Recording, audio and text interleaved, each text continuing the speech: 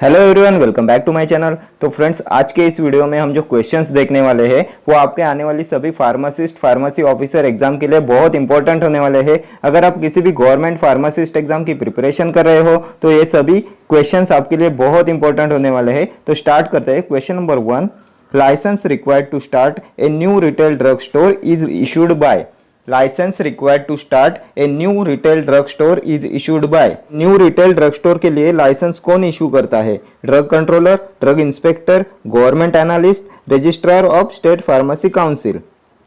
Licence required to start a new retail drug store is issued by. तो ये issue करता है drug inspector. Option B will be your correct answer. Next question, the commonest form of malaria in India is caused by. The commonest form of malaria in India is caused by Plasmodium vivax, Plasmodium ovale, Plasmodium falciparum के Plasmodium malaria। Commonest form of malaria in India is caused by, तो ये cause कराता है option A Plasmodium vivax। The commonest form of malaria in India is caused by Plasmodium vivax। ठीक है, चले आगे। Next question, Salbutamol is non-catecholamine and beta agonist, catecholamine and beta agonist, non catecholamine and alpha agonist के catecholamine and alpha agonist. Salbutamol क्या होता है? तो ये होता है non catecholamine and beta agonist. Option A non catecholamine and beta agonist होता है साल्बुटामॉल। ठीक है, next question, which one of these contains benzhydryl group? Which one of these contains benzhydryl group? Histamine, diphenhydramine, डाइमेनहाइड्रिनेट, option B and सी। इनमें से कौन से drug में benzhydryl group होता है? Benzhydryl group containing drug. तो ये हो जाएंगे option B and C. Diphenhydramine and dimenhydrinate दोनों में बेंजहाइड्रिल ग्रुप होता है। So option D will be your correct answer. Option B and C. ठीक है, next question, which of the following is used as laxative? Which of the following is used as laxative? Sodium bicarbonate, sodium trisilicate, sodium potassium tartrate, sodium hydroxide. तो इनमें से कौन सा laxative है? तो laxative हो जाएगा sodium potassium tartrate. Option C, sodium potassium tartrate होता है laxative. And sodium potassium tartrate क्या होता है? तो ये होता है Rochelle salt. Rochelle salt is sodium potassium tartrate used as laxative. ठीक है, सोडियम बाइकार्बोनेट क्या है? Sodium bicarbonate baking soda. Baking soda is sodium bicarbonate. Sodium hydroxide caustic soda. Caustic soda is sodium hydroxide. And sodium carbonate क्या होता है? तो ये होता है वॉशिंग सोडा। वॉशिंग सोडा होता है सोडियम कार्बोनेट। बेकिंग सोडा होता है सोडियम बाइकार्बोनेट। कॉस्टिक सोडा होता है sodium hydroxide. And sodium potassium tartrate होता है रोचेले सॉल्ट। ठीक है, next question, sulphur is used in the treatment of. Sulfur is used in the treatment of diabetes, inflammation, tuberculosis, scabies. Sulphur, तो sulphur को किसके treatment में use करते हैं? तो इसे यूज करते हैं स्केबीज के ट्रीटमेंट के लिए। Option D scabies. Sulphur is used in the treatment of scabies.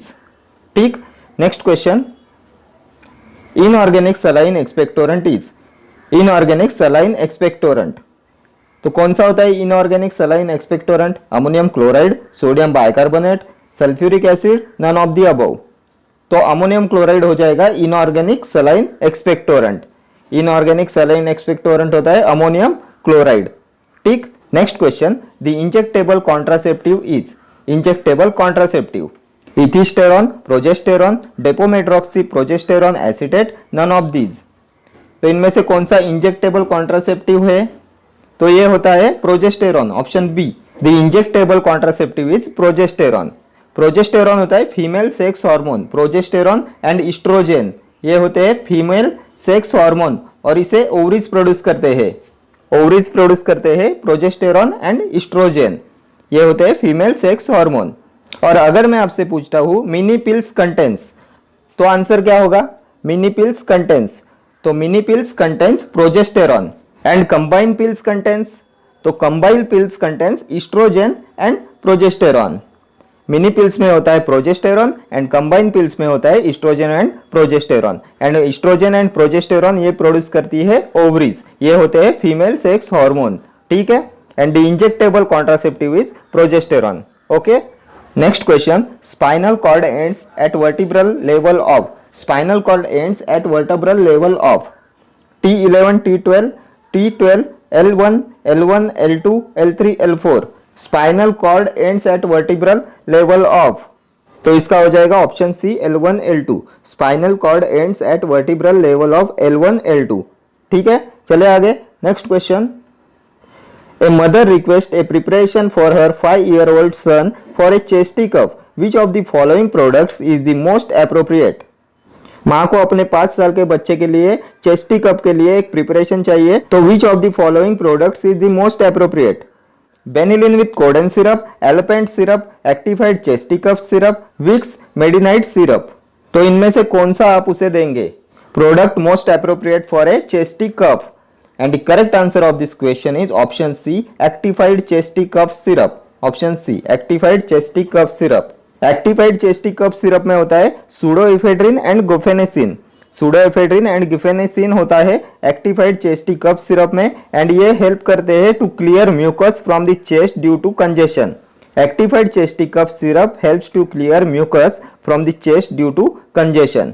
ठीक है, इसमें होता है सूडोएफेड्रिन एंड गुफेनेसिन और ये चेस्ट में म्यूकस को क्लियर कराने में हेल्प करते हैं.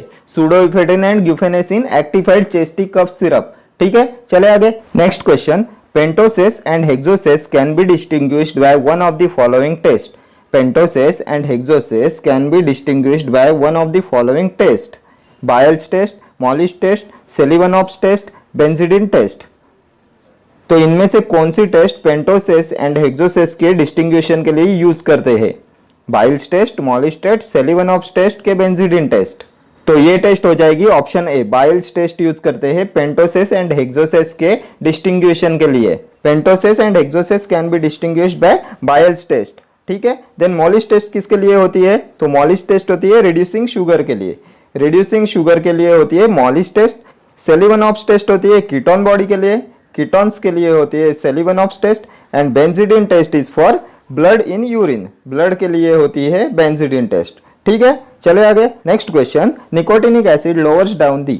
Nicotinic acid lowers down the cholesterol level, triglyceride level, blood pressure और नन ऑफ दीज. तो nicotinic acid lowers down the triglyceride level. Option B will be your correct answer. Nicotinic acid lowers down the triglyceride level. ठीक है, nicotinic acid होता है anti hyperlipidemic agent and ये triglyceride level को कम करता है. ठीक है, next question.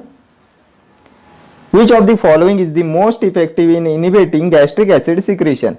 Which of the following is the most effective in inhibiting gastric acid secretion? Ranitidine, famotidine, omeprazole और pyrazapine. तो इनमें से कौन सा most effectively gastric acid secretion को इनहिबिट करता है? तो इसका हो जाएगा option C omeprazole. Omeprazole is most effective in inhibiting gastric acid secretion. और ओमेप्राजोल क्या होता है? तो ये होता है पीपीआई, प्रोटॉन पंप इनहिबिटर में आता है omeprazole. Omeprazole, rabeprazole, pantoprazole, esomeprazole, lansoprazole ये सभी होते हैं पीपीआई. ठीक है, रैनिटिडिन एंड फेमोटिडिन ये होते हैं H2 receptor antagonist. H2 antagonist में आते हैं ranitidine and famotidine. And pirenzepine is selective M1 antagonist. Selective M1 antagonist होता है pirenzepine and is used in the treatment of peptic ulcer. ठीक है, and omeprazole is most effective in inhibiting gastric acid secretion. ठीक है, चले आगे. Next question. Ibuprofen tablet belongs to schedule. Ibuprofen tablet belongs to schedule X, G, H और B. तो ibuprofen tablet कौन से शेड्यूल में आती है? तो ये आ जाएगी ऑप्शन सी. शेड्यूल H में आ जाती है आइबुप्रोफेन टैबलेट. ठीक है, शेड्यूल H में क्या होता है?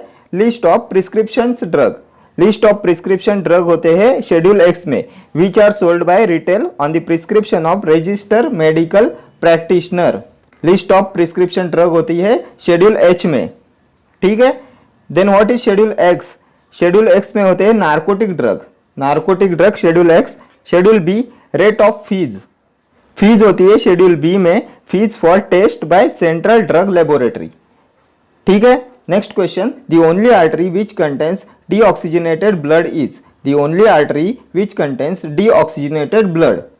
Pulmonary artery, inferior vena cava, coronary artery और none of these. इनमें से कौन सी आर्टरी में deoxygenated blood होता है? Pulmonary artery, inferior vena cava, coronary artery. तो किसमें होता है डीऑक्सीजनेटेड ब्लड, इम्प्योर ब्लड किसमें होता है? तो ये होती है option A pulmonary artery. The only artery contains deoxygenated blood which is impure blood is pulmonary artery. बाकी सभी आर्टरीज में ऑक्सीजनेटेड ब्लड होता है, प्योर ब्लड होता है। The only artery which contains deoxygenated blood which is impure blood is pulmonary artery. ठीक है, चले आगे। Next question, route of administration of heparin and warfarin. Route of administration of heparin and warfarin. तो heparin क्या होता है?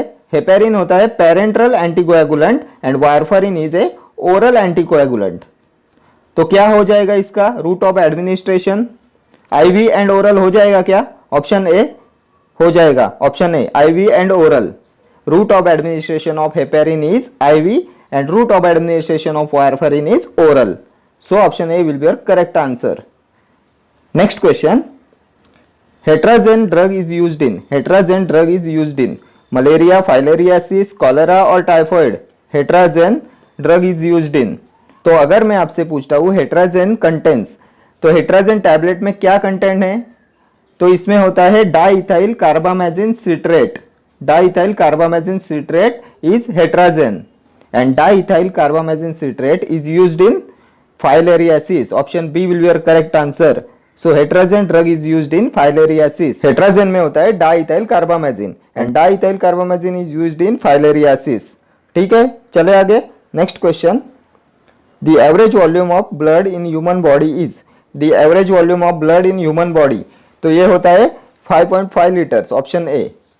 Next question, poisonous drugs are covered in schedule E, schedule F, schedule Y और schedule H। Poisonous drugs के लिए कौन सा schedule होता है?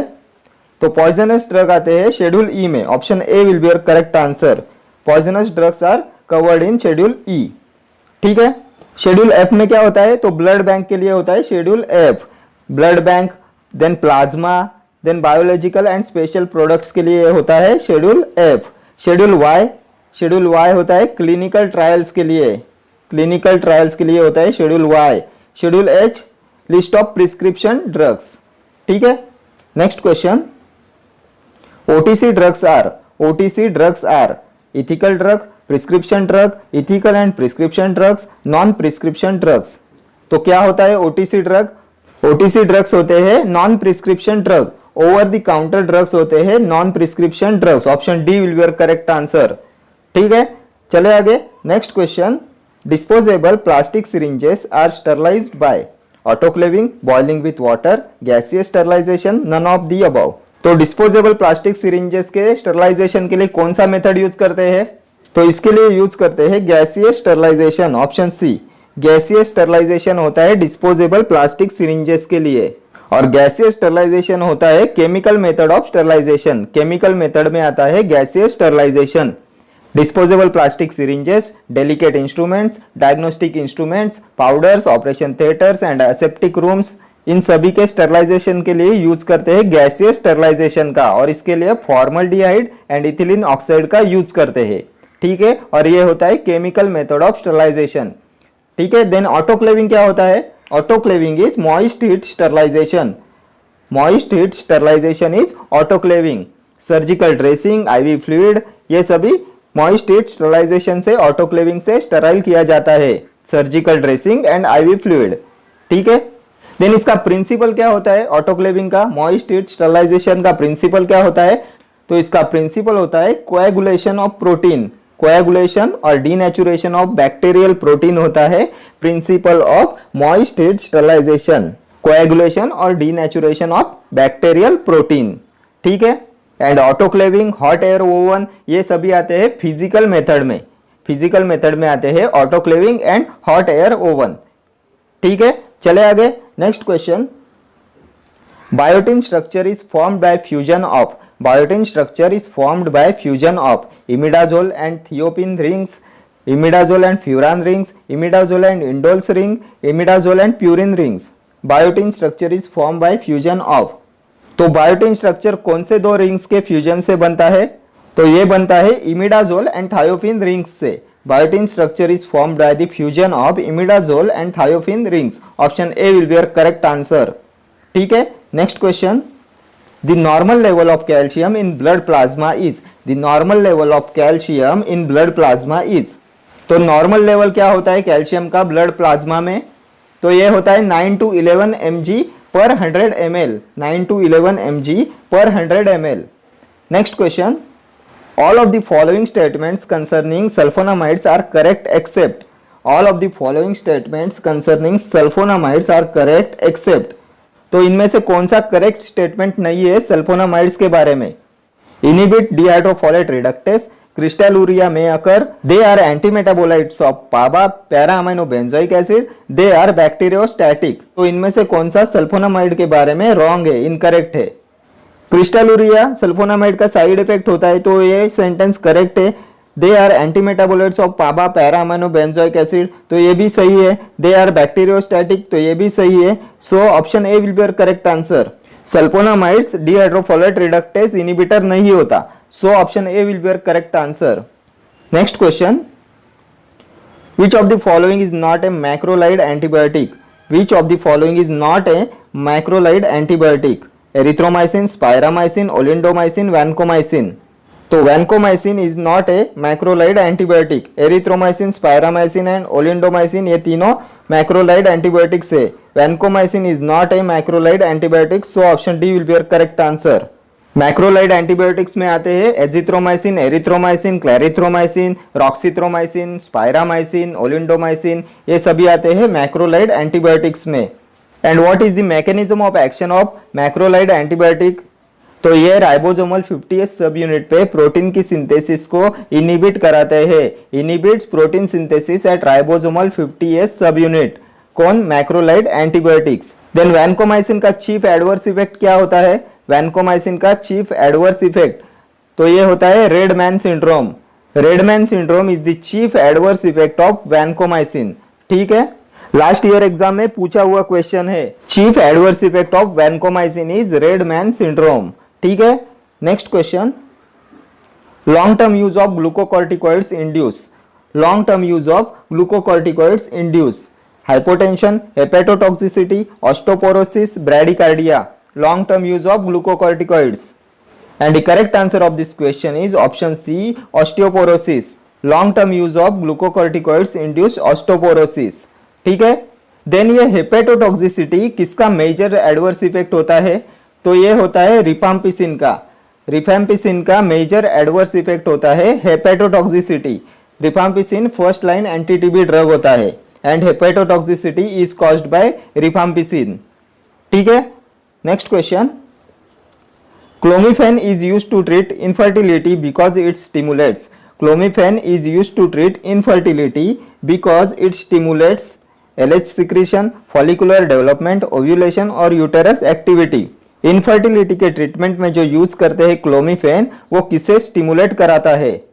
तो clomiphene stimulates ovulation. Option C will be your correct answer.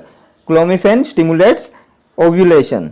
Ovulation को स्टिमुलेट कराता है clomiphene and is used in the treatment of infertility.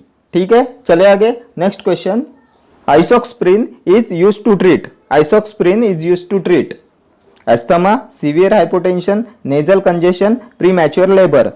तो आइसोक्सप्रिन होता है uterine relaxant and vasodilator and इसे यूज करते हैं प्रीमैच्योर लेबर के ट्रीटमेंट के लिए। Option D will be your correct answer.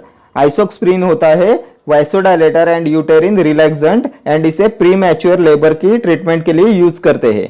ठीक है, चले आगे। Next question, the micro organism that can enter the body only through an injury is, the micro organism that can enter the body only through an injury is salmonella typhi, clostridium tetani, clostridium botulinum, streptococcus pyrogens.